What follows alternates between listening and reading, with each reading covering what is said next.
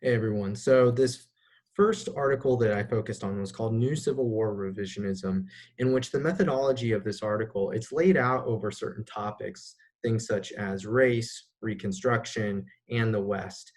And the purpose of this research was to analyze the historical interpretations that have taken place over time and have addressed these certain topics. And so ultimately, they address the lost cause narrative. Uh, but interesting enough, the pendulum has swung the other way now, in which postmodern revisionism takes place under the historians of James McPherson as well as Eric Foner, that revised this claim to argue there was a moral cause to fight for. This is cited on page 375. And they use a plethora of sources from primarily secondary sources to track those interpretations over time, as well as some articles to cite current events. But they also use primary sources uh, throughout this article as well, using even the papers of Jefferson Davis.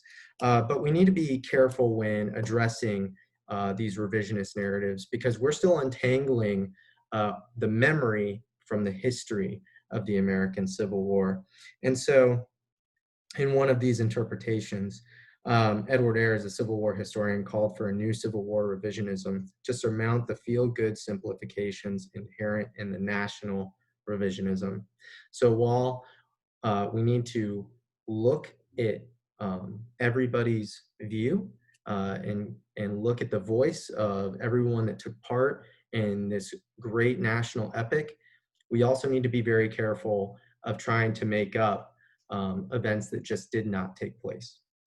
So the second article to this is called Confederate Imaginations.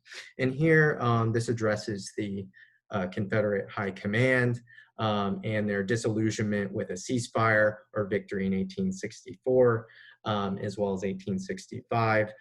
Keep in mind, just for context,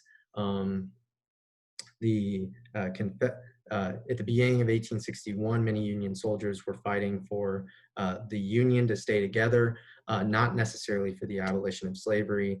They wanted to contain slavery, not expand it. But Edward Pollard believed that the Federals realized their nation was a great power even without the inclusion of the Confederates. Hence, reunion was a preference, but no longer a desire. So after 3 years of bloody fighting, the Union were looking for complete and total victory. The Confederates did not have a Yorktown to negotiate with. And so this article uses a lot of primary sources to voice those opinions and beliefs of Confederate government officials as well as Confederate generals. Interestingly enough, on page 71, they talk about how even North Carolina was looking for a separate deal after the surrender at Appomattox Courthouse. And finally, the third article that I dealt with was called Civil War Soldiers' Dreams of War. This talked about how their experiences in war translated to their dreams, which ultimately was a form of PTSD. However, they do cite its limitations, so they don't have all the symptoms available. So this method, they have to be very careful about their research because they don't want to make it into a psychological history.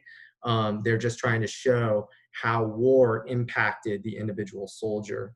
And so they frame it in three topics. That's their experience in war, in a hospital, or being captured. And the sources are, I mean, it's primarily primary sources because it's letters, diaries from individual soldiers talking about their dreams, talking about what they experienced and how it's affected them even physically. And so this new research on PTSD, even at the Civil War level, is even prominent here. And so they talk about witnesses who even witnessed those that were experiencing these symptoms or talked with others that had specific dreams.